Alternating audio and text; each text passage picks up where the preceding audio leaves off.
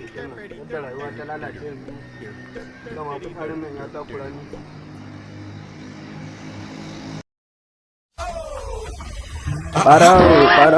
Ɓarawo, ihu ɓarawo. Haba mana, ranar lafiya muna uzuri kana zuwa kana kallo na wani irin wulaƙanci ne haka.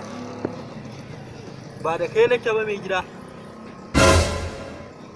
Ni nake ma wulaƙanci ko kai kan wulaƙanci? Wulaƙanci kamanya, uzuri na yi.